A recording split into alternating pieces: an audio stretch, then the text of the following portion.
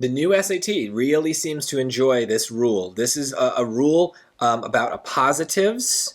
And this is kind of an idea in grammar that you experience a lot. It has to do with when we insert extra information, extra description for something. How do we deal with that? What are the punctuation marks we use?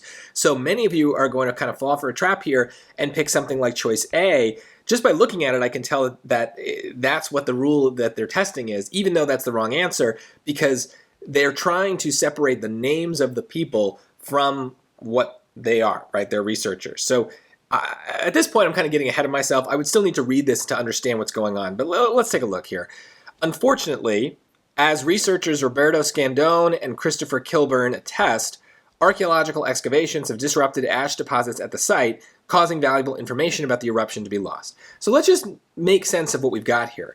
This is a sentence. Archaeological excavations have disrupted ash deposits at the site. That is the sentence here.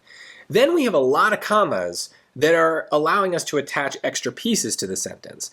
So one piece that doesn't really matter is this piece at the end that is describing kind of an extra little bit of information about the ash deposits at the site. So the comma is telling me you're adding on more. We could remove it, right? We don't need to say that part to still have a grammatically correct sentence.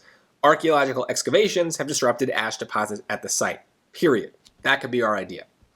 We're also doing something at the beginning that's very similar. So we have this comma here that is kind of letting us get into the sentence using another extra clause, right? As these people attest, okay? So the unfortunately is itself another extra clause, right? It's another extra intro on top of this. So this is the problem with commas, is that they always show kind of a shift or a break in the sentence, but there's lots of ways to break things, right? Sometimes we break from an extra clause to the main sentence. Sometimes it's from the main sentence to an extra clause. Sometimes it's an extra clause that has another own interruption inside of it. So it can go all sorts of ways, and in each sentence is different. So that's why it's hard to say, like, this is the rule. Commas are very flexible. But in this case, we need to think, okay, what is the point of adding more commas around these people's names?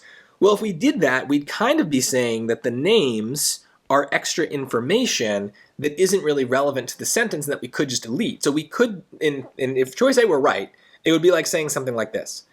Unfortunately, as researchers attest, archaeological excavations have disrupted ash deposits at the site. And in a way, that's okay. We could say that, right? It's not important for us to know the names of the researchers. We could just say researchers say, critics say, right? We see that kind of writing all the time. And that's why I think a lot of you are still going to be drawn to choice A, but it's not right. We don't want these commas here because the names in the way that this sentence is written are meant to be kind of like a big piece of the point we're making. So researchers in front is kind of like just leading into their names. It's almost like as if it said like Mr. Roberto Scandone and Christopher Kilburn, something like that. It's almost like a title. And so we don't want to separate that out from the names that the title applies to. So these commas here are going to create way too many breaks in the sentence. So the correct answer here is just C. We don't need any commas at all.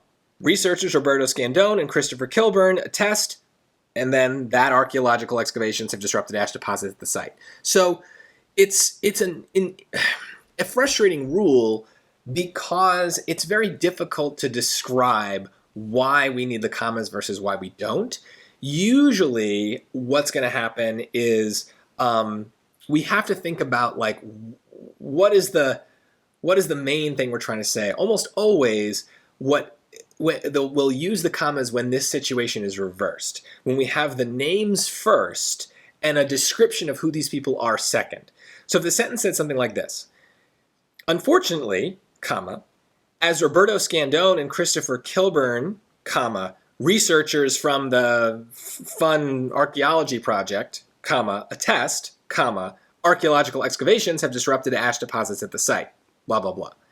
Now, I don't think that that's a good sentence because there's way too many commas just to get into our main idea. So that's why we wouldn't do that. And we could have rewritten the entire sentence so that there's even fewer commas, and then maybe that version is better. But in that case, the names come first because they are the thing we're talking about, and then the description of who these people are is extra. It almost never works the other way, where like their description, their kind of definition is gonna be like the main thing about them, right? Their names are important here, so we don't want to just erase that and treat that like it's extra information. This is very confusing, but if any, I'm gonna make a little plug here. Subscribe to my channel. I'm gonna have lots of much more detailed lessons on these positive rules where I'll show you lots of questions back to back. This is a very difficult thing. The SAT is definitely doing this rule to trick you because they know that you're confused by when to use the commas and when not, and it is very confusing. So you're not alone here. A lot of people are gonna need some extra help with this.